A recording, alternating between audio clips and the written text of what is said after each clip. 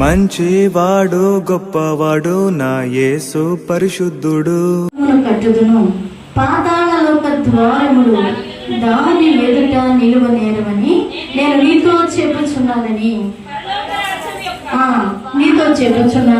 పరలోక రాజ్యం యొక్క తాళపు చెవి నీకిచ్చేదను.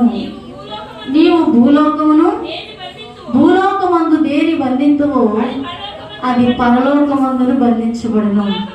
భూలోకమందు దేన్ని విప్పుదువో అది